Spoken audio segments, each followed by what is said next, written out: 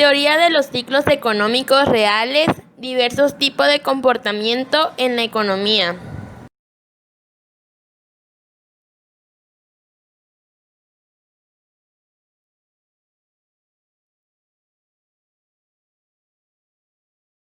La teoría de los ciclos económicos reales surge de la escuela neoclásica en los años 80. El programa de investigación asociado a esta segunda fase de la teoría de los ciclos de equilibrio fue iniciada por Kingdon y Prescott en 1982 y Long y Plosser en 1983. En contraste con los otros modelos neoclásicos anteriores, los proponentes de la teoría de los ciclos reales rechazan la visión de que son los shocks monetarios no anticipados lo que generan las fluctuaciones en la producción y en el empleo. Los shocks o los choques se refieren a la liberación repentina de precios y controles de divisas, entre otros. Ellos en su lugar consideran que está causados por shocks reales persistentes, o por el lado de la oferta, y no monetarios o por el lado de la demanda. Estos shocks reales, los cuales consisten en grandes fluctuaciones aleatorias de la tasa de progreso técnico, generan que las fluctuaciones de producción se desplacen. Los agentes económicos racionales responden óptimamente a las fluctuaciones resultantes en los precios relativos, modificando su oferta de trabajo y su consumo. Finalmente, estos modelos se benefician también de la atención prestada en la década anterior a los mecanismos de persistencia en los ciclos, ya que el carácter no correlacionado de las perturbaciones monetarias bajo expectativas racionales hizo necesitar analizar los mecanismos de persistencia del ciclo basado en factores reales, que luego alcanzaron peso específico en el propio. En el desarrollo de la teoría del ciclo real concurren varias fuerzas. De un lado, la continuación de la línea de investigación del ciclo de equilibrio iniciada por Lucas en 1972 y 1973, pero ahora basada sobre perturbaciones reales. De otro lado, el desarrollo en los años 70 y 80 del análisis de las perturbaciones de oferta como consecuencia de la crisis del petróleo, como posible causa de las fluctuaciones cíclicas. Finalmente, estos modelos se benefician también de la atención prestada en la década anterior a los mecanismos de la persistencia en los ciclos.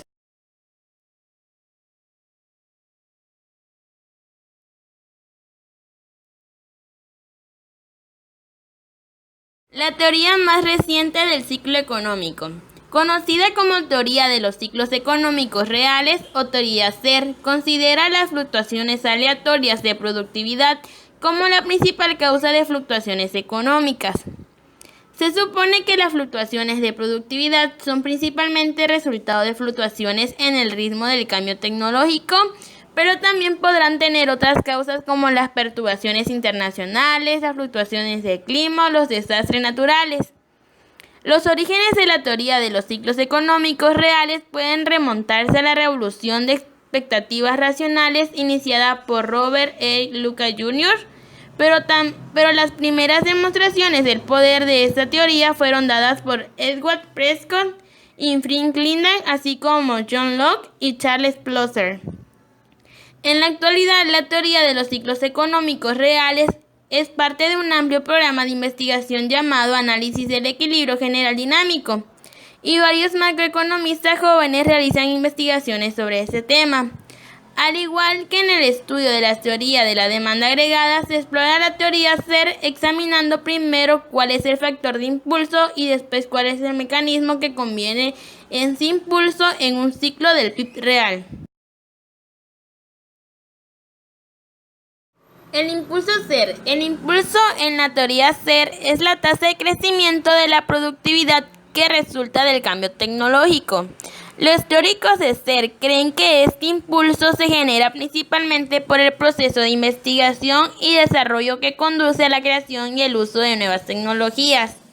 La mayor parte del tiempo, el cambio tecnológico es estable y la productividad crece a un ritmo moderado.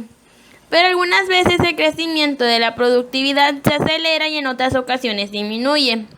La mano de obra en un promedio se vuelve menos productiva. Un periodo rápido de crecimiento de la productividad ocasiona una fuerte expansión del ciclo económico y una disminución de la productividad desencadenada una recesión. Es fácil entender por qué el cambio tecnológico ocasiona el crecimiento de la productividad, pero si nos preguntamos cómo disminuye la productividad, es porque todo cambio tecnológico aumenta la productividad a la larga. Pero si en un principio el cambio tecnológico vuelve obsoleto a una cantidad suficiente del capital existente, especialmente el capital humano, la productividad podría disminuir.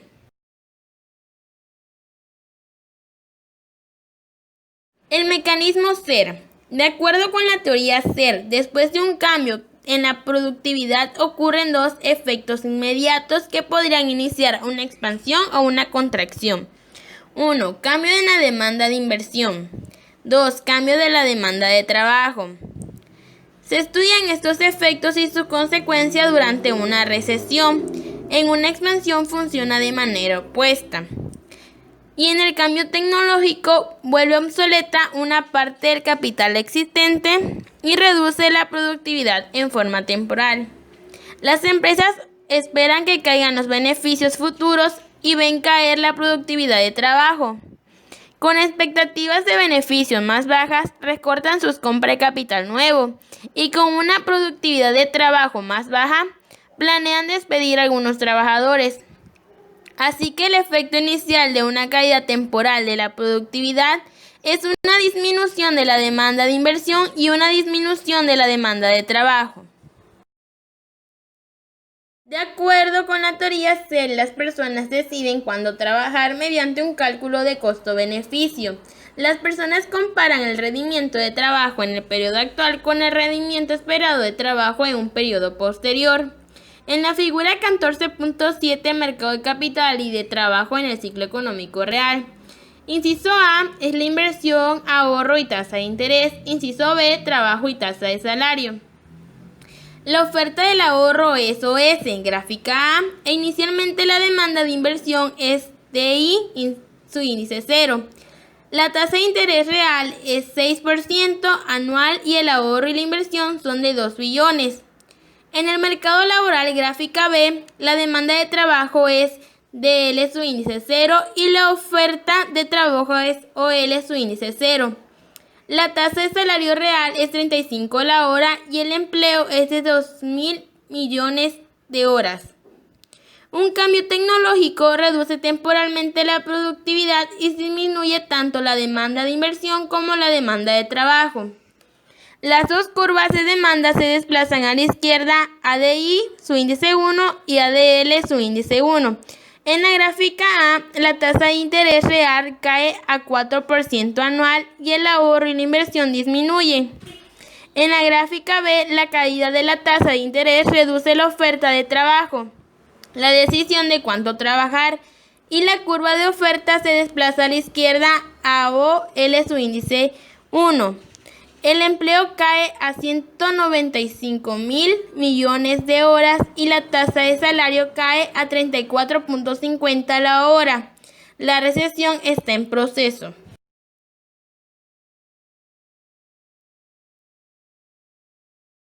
PIB real y nivel de precio. La siguiente parte de la historia de los ciclos económicos reales trata de ver cuáles son las consecuencias de los cambios sobre el PIB real y el nivel de precios.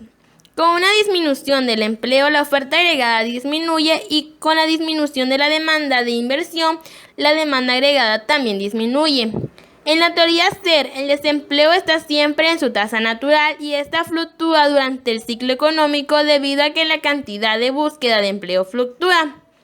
La disminución del empleo reduce la producción total y la oferta agregada disminuye.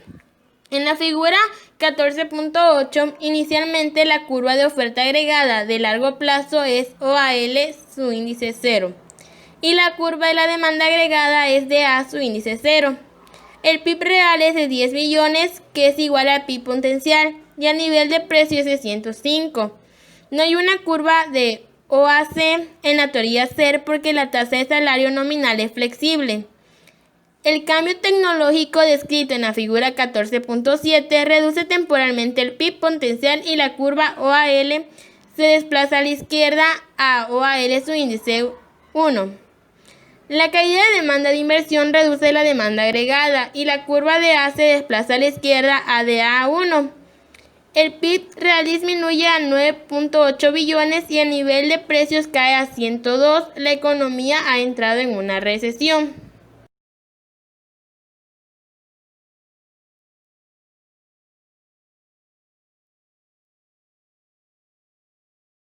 Critica la teoría de los ciclos económicos reales. La teoría SER es muy controvertida. Sus detractores alegan que los supuestos básicos son muy pocos creíbles, que los salarios nominales son inflexibles y la sustitución intemporal es demasiado débil para explicar las grandes fluctuaciones en oferta de trabajo y empleo con cambios pequeños en el salario real.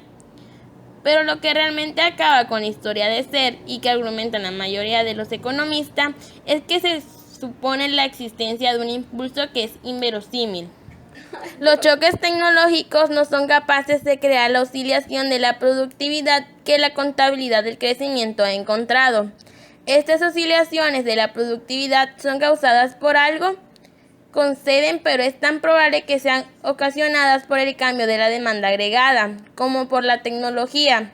Si las fluctuaciones de la productividad son causadas por las fluctuaciones de la demanda agregada, entonces las teorías tradicionales de la demanda agregada son necesarias para explicarla. Por lo tanto, las fluctuaciones de productividad no causan el ciclo, sino que son causadas por el ciclo.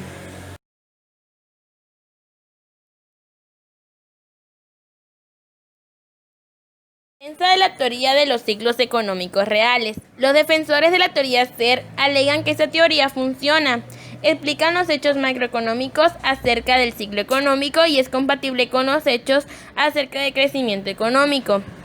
En efecto, una teoría única explica tanto el crecimiento como los ciclos. Los ejercicios de contabilidad del crecimiento que explican tendencias que cambian lentamente en el tiempo también explican las oscilaciones más frecuentes del ciclo económico.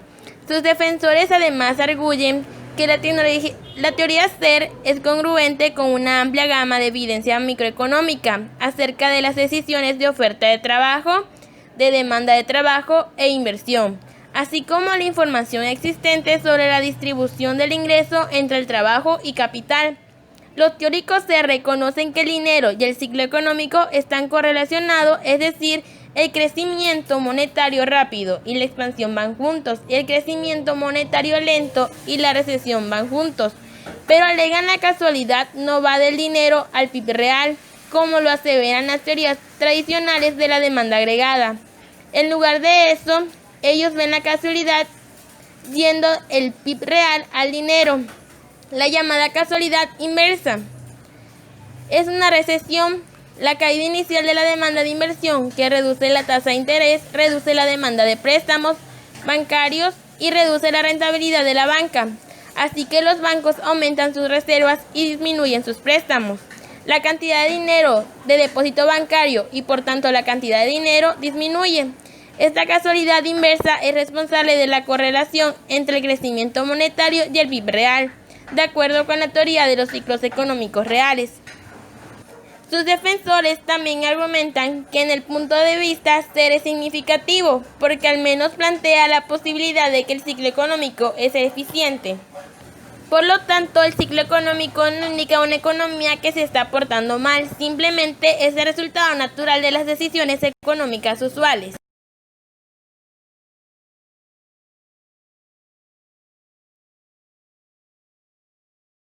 Algunos de los ciclos económicos que han ocurrido especialmente en 3 episodios: la expansión de la década de 1990, la recesión del año 2001 y la Gran Depresión de la década de 1930 para Estados Unidos. Asimismo, se analizará la Gran Depresión de 1929 en América Latina.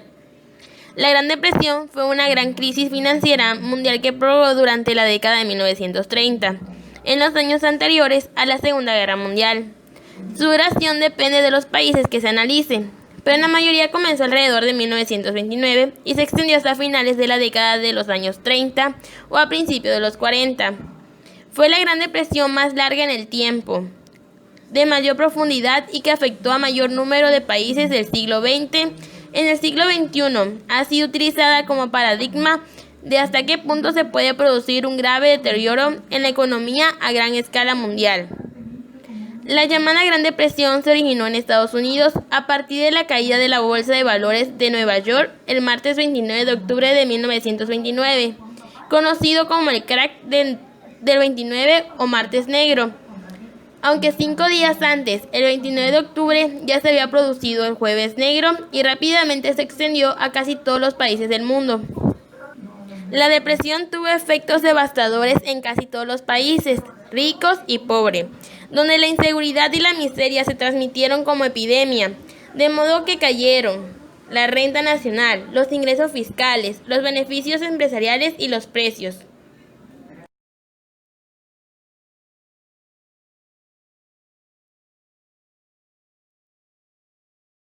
Modelo del ciclo económico real. Estos modelos asumen una economía walsariana, y entre ellos está el mercado competitivo, sin ningún tipo de externalidades, no hay simetría en la información y ausencia de mercados o otras imperfecciones. En estos modelos las fluctuaciones económicas se producen por shock de productividad, que también sería como shock de oferta, es decir, es cualquier influencia sobre la oferta agregada generada por ciertas variables, como lo son un desastre natural, un incremento en los precios de los insumos o determinados avances tecnológicos. Y un shock de demanda es cualquier perturbación ocurrida en variables como el gasto público y la inversión, generadas por políticas macroeconómicas, así como la demanda privada, que provoca fluctuaciones en el producto, los precios y el empleo. Un modelo básico del ciclo real. Supuesto del modelo. En este modelo, la economía está formada por un elevado número de empresas idénticas y también por un elevado número de hogares idénticos. Ambos, empresas u hogares, son precios aceptantes. Los hogares viven indefinidamente. Los factores de producción son 3: capital, trabajo y tecnología. La función de producción de Cobb-Douglas es la fórmula que está acá abajo. La economía además es cerrada. No hay sector público, la producción se reparte entre el consumo e inversión. Y también en cada periodo que pasa el capital se desprecia a un ritmo de delta. El shock del capital en el periodo T+1 y aparece también la fórmula que usaremos para calcularlo. Suponemos que los individuos toman decisiones de consumo y oferta de trabajo de tal forma que maximizan su utilidad intemporalmente. Y por último, las empresas toman sus decisiones de contratación y adquisición de capital de tal forma que los beneficios sean máximos.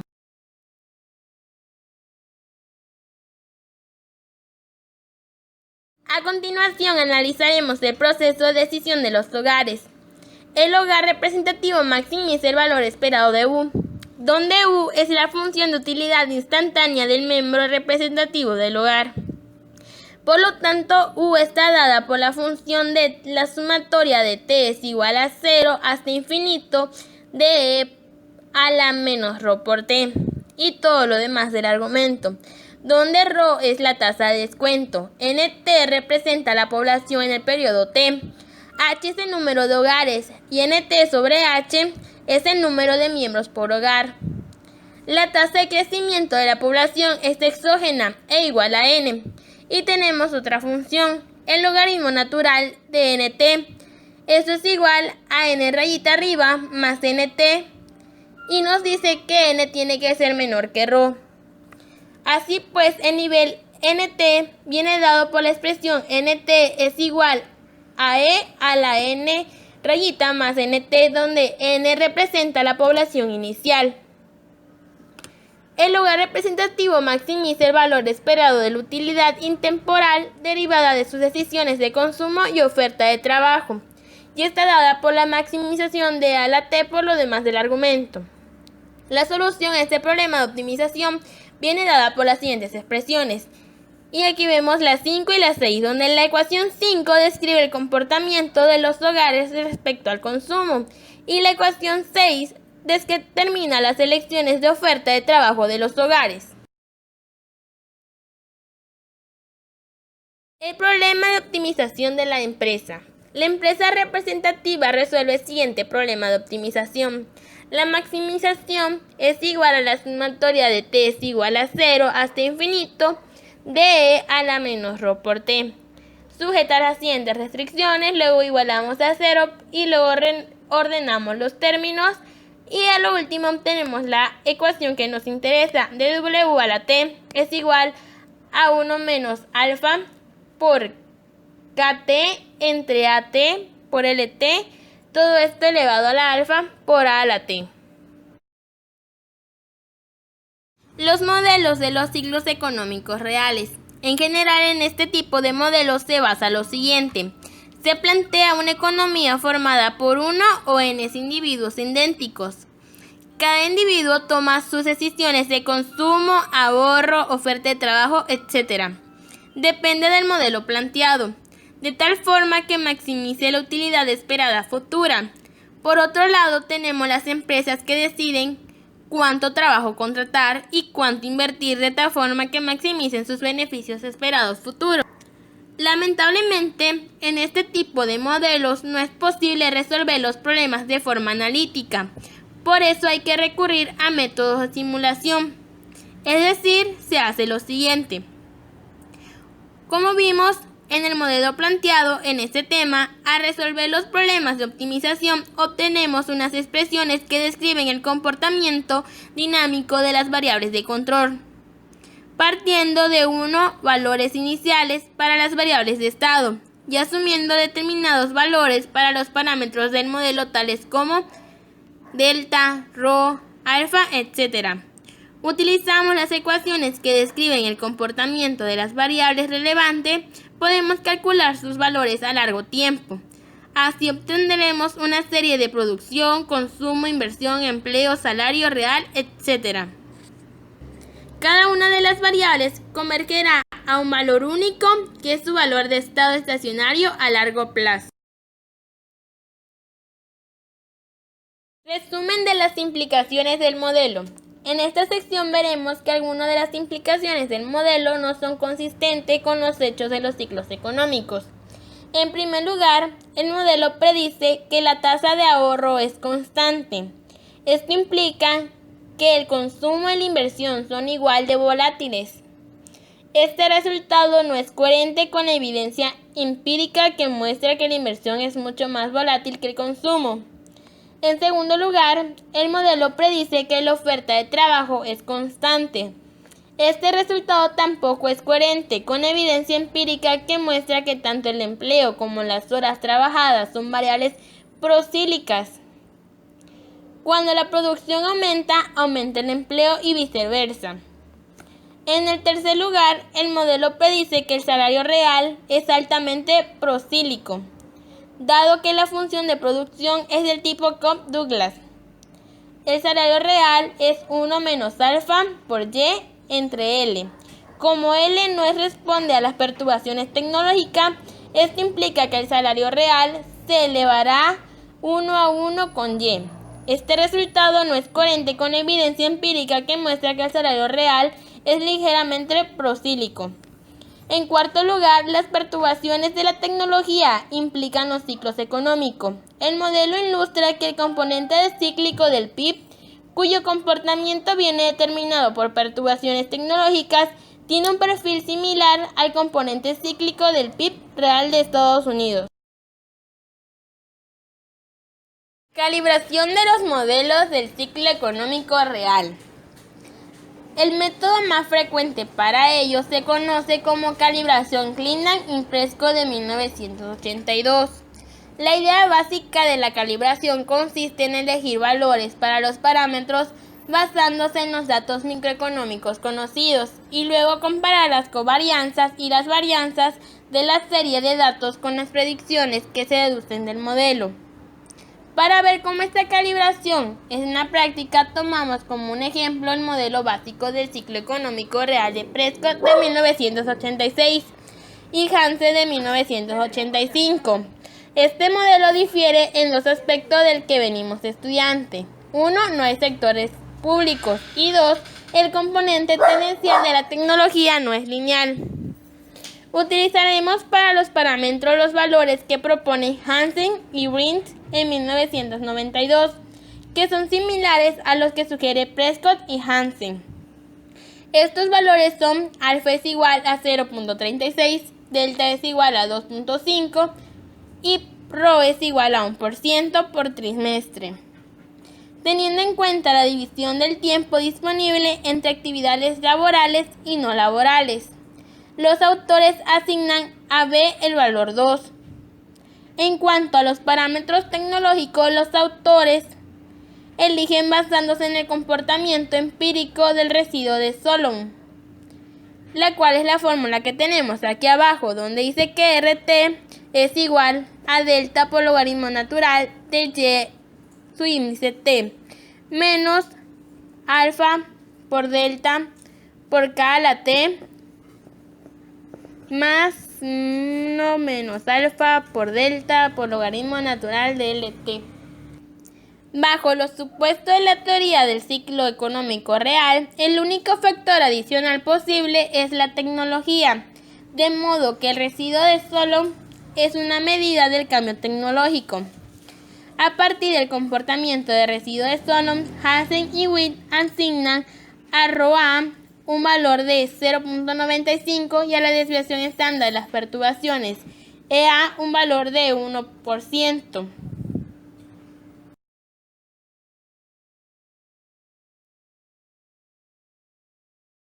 Ampliaciones del modelo del ciclo económico real.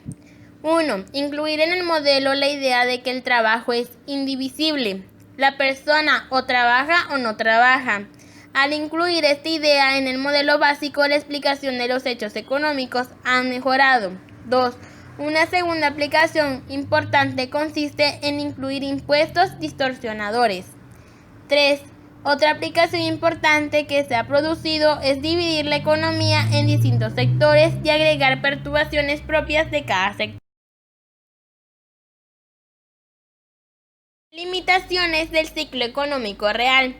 Existen 4 limitaciones del modelo básico del ciclo real que ha recibido mucha atención. La primera tiene que ver con las perturbaciones tecnológicas. El modelo postula la existencia de perturbaciones tecnológicas de alrededor de 1%. Es de suponer que las innovaciones tecnológicas de esta magnitud se deberían de poner de manifiesto enseguida. La segunda crítica tiene que ver con la sustitución intemporal de la oferta de trabajo. El modelo asume que la elasticidad de sustitución es elevada, mientras que muchos estudios empíricos parecen indicar que dicha elasticidad es muy baja. La tercera crítica tiene que ver con el modelo del ciclo económico real, omite las perturbaciones monetarias. El modelo nos dice que en la economía la producción fluctúa porque hay perturbaciones reales o de productividad o del gasto público. El dinero no explica los cambios en la producción. Esto no es coherente con evidencia empírica. Hay muchos indicios de que las perturbaciones monetarias tienen efectos reales importantes. Por último, algunos economistas muestran que la dinámica del modelo básico del ciclo económico real no se parece en nada a lo que uno esperaría de un ciclo económico. La dinámica de la producción sigue bastante de cerca la dinámica de las perturbaciones, es decir, el modelo predice una dinámica realista del nivel de producción solo en medida en que da por supuesto esa dinámica en los procesos que las causan.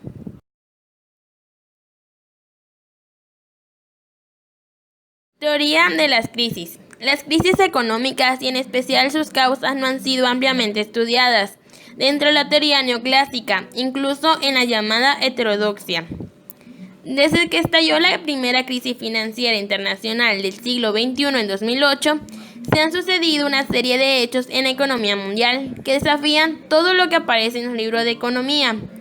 Esta situación ha generado confusión, pues todos piensan tener la solución a los problemas de la economía mundial sin mayores fundamentos. En 2 ejemplos, en el primer lugar, en cualquier libro de macroeconomía se señala que al bajar la tasa de interés se incentiva la inversión. Pues bien, desde 2008, la tasa de interés se encuentra en ceros, inclusive en países como Suiza es negativa. Y no solo la economía no se recupera a través de una mayor inversión, sino que la deceleración continúa. En segundo lugar, Los libros señalan que los excesos de liquidez usualmente tienden a generar inflación.